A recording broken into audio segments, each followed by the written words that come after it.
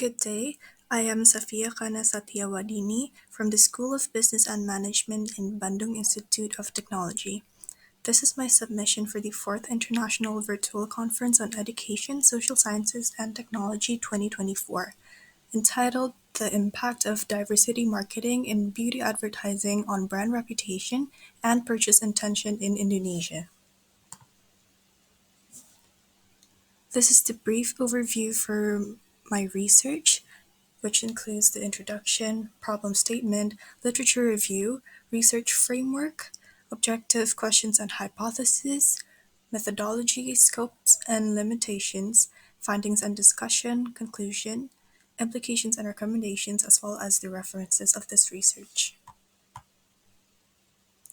So to briefly explain the background of this research, the beauty industry is currently experiencing a significant transformation, which is driven by the increasing demands for diversity from consumers.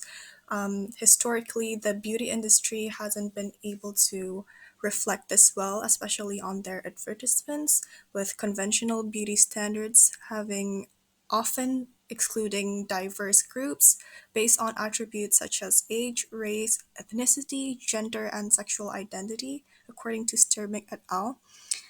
This exclusion has led to a growing consumer desire or demand for representation in beauty advertising.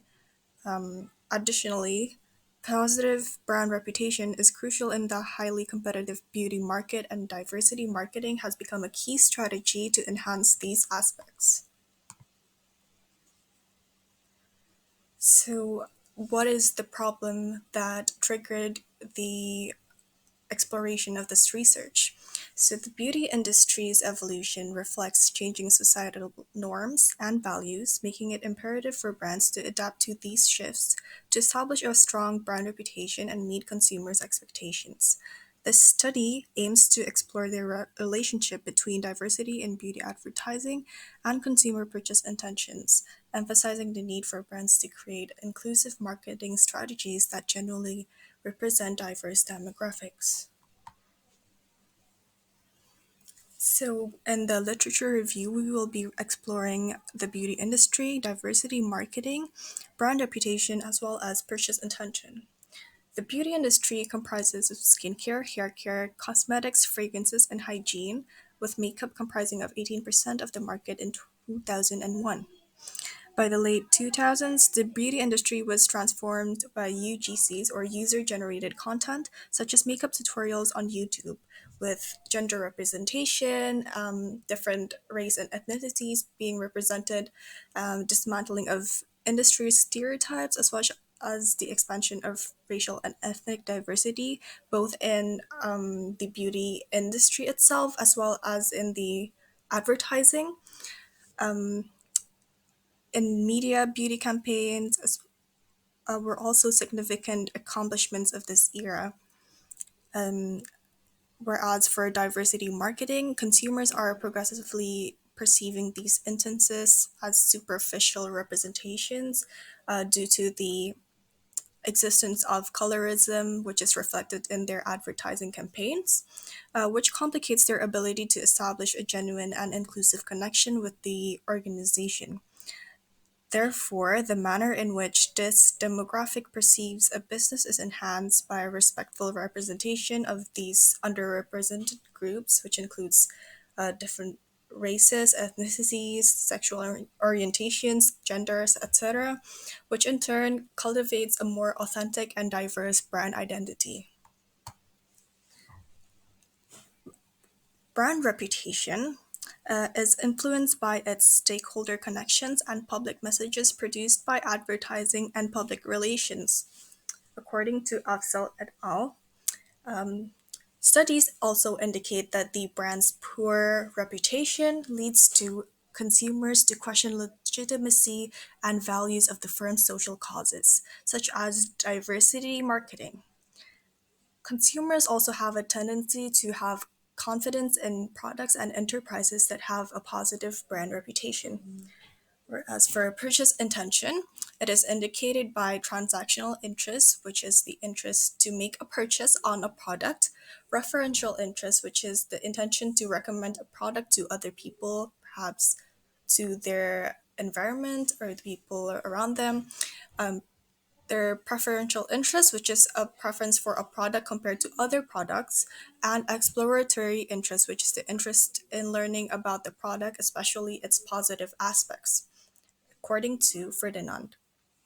These indicators are responsible for driving consumer purchases, which are also influenced by the brand image or reputation. So, this is the framework of this research. We will be examining the relationship or the impact, rather, of diversity marketing on brand reputation, as well as the impact of diversity marketing on purchase intention. So, for the research objective, the main objective is to examine the impact of diversity marketing in beauty advertising, which includes the questions: to what extent does diversity marketing in beauty advertising affect brand reputation? And to what extent does diversity marketing in beauty advertising affect consumers' purchase intention? So, for the hypothesis, we can develop two based on the research questions, which is diversity marketing in beauty advertisements has a positive influence on brand reputation, as well as diversity marketing in beauty advertisements has a positive influence on purchase intention. This is the methodology for this research. So, for the design and method, it is primary and quantitative using survey method. The instruments for the analysis of this research will be using IBM SPSS.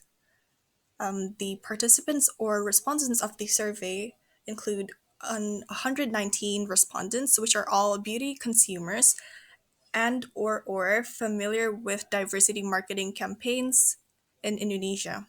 Um, the diversity marketing campaigns are specific to the beauty industry for sure. And the data gathering includes a 5-point Likert scale survey, which is done through Google Forms. As for the data analysis, for the validity and reliability test to ensure the validity and reliability of the data, the assumption test using Kolmogorov-Smirnov, and the hypothesis test using Pearson correlation test, as well as linear regression test. These are the scope and limitations. The scope including examining the impact of diversity marketing in beauty advertising as a whole, as the general industry, and is not limited to any brand, on brand reputation and purchase intention in Indonesia specifically and not on other countries. The limitations include research is limited to primary and quantitative data since the researcher or myself does not have contacts or experts in beauty industry in Indonesia. So the findings and discussion.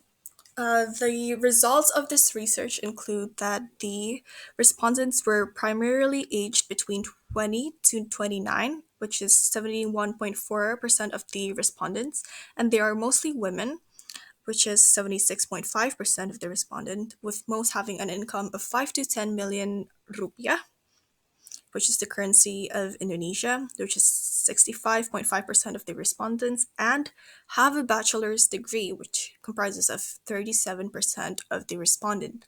So based on the Pearson correlation test, it shows that the diversity marketing, or DM for short, and brand reputation, or BR for short, has a significant correlation with the R value of 0.867, whereas DM also has a significant correlation with purchase intention, or PI, with the R value of 0.886, which both values have a significance P value of less than 0.001, indicating that there is a statistically significant evidence that diversity marketing and brand reputation, as well as diversity marketing and purchase intention, are strongly correlated.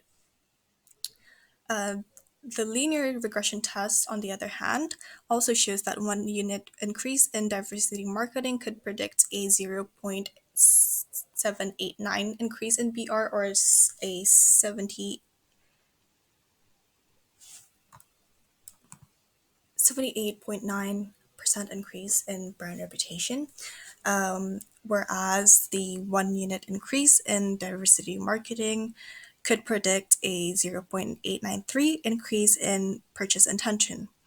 The regression coefficient value of DM to BR is also 0.67, while the value of DM to BI is 0.886, with both also having a significance value of less than 0.001, which is less than 0.05, following the IBM SPSS 95% confidence level, therefore proving the statistical significance of the result.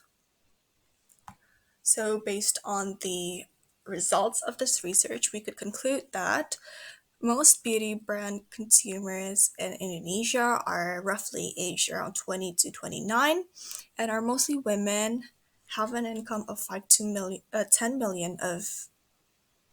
rupiah, and have a bachelor's degree.